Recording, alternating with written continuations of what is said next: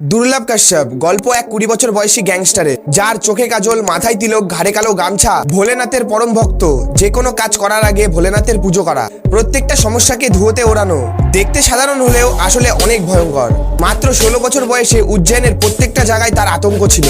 সে তার ভালো কাজের জন্য নয়, তার দ্বারা করা চুরি, ডাকাতি, মার্ডার, কিডন্যাপিং এর জন্য জানা হয়। সে মাত্র 2 বছরে অপরাধের দুনিয়ায় এত নাম কামিয়েছিল যা আজ পর্যন্ত কেউ কামাতে পারেনি। আজকে তোমাদের শোনাবো এই গল্পটাই। আমি সুরজ, তোমরা দেখছো নলেজ বাংলা। চলো শুরু করা যাক।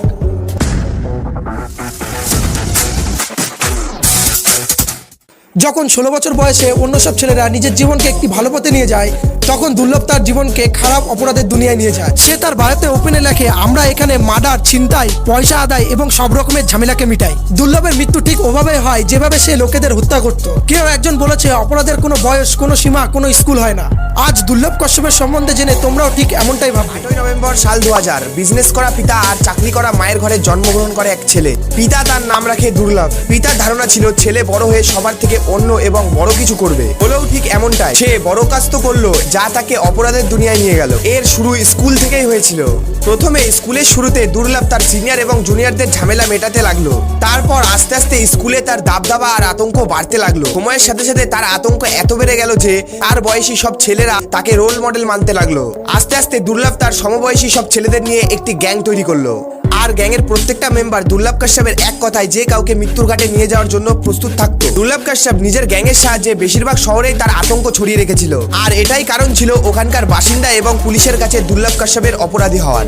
দুর্লভ কাশ্যপ তার সোশ্যাল মিডিয়ার বায়োতে ওপেনে লিখেছিল, আমি বদমাস, আমি গুন্ডা, আমি অপরাধী, যে কোনো রকম ঝামেলা হোক, যে কোনো রকম বিবাদ হোক, আমার সাথে কন্ট্যাক্ট করুন। এরকম নানা পোস্টের মাধ্যমে সে মানুষদের ধমকাতো। বন্ধুরা বলে না, অপরাধের দুনিয়া বেশি বড় হয় না। যখনই এ সকল পোস্টের কথা উজ্জয়ন থানার পুলিশ 27 অক্টোবর 2018 সালে জানতে পারলো, তখনই দুর্লভ সহ দুর্লভের গ্যাংয়ের 23 জন ছেলেকে জেলে বন্দি করে দেওয়া হলো। এটাই প্রথমবার যখন দুর্লভ জেলে যায়। দুর্লভ যখন জেলে ছিল তখন ওই থানার এসপি সচিন আতুলকর দুর্লভকে বলেছিল, তুই কম বয়সে অনেক শত্রু তৈরি করে ফেলেছিস, তুই জেলে যতদিন থাকবি ততদিন বেঁচে থাকবি, বাইরে বেরালে কেউ না কেউ তোকে মেরে ফেলবে। পরে এসপি সাহেবের এই ভবিষ্যৎবাণী সত্যি প্রমাণ হলো। লকডাউনের আগে দুর্লভ জামিনে জেল থেকে বেরিয়ে ইন্দোরে থাকতে শুরু করে।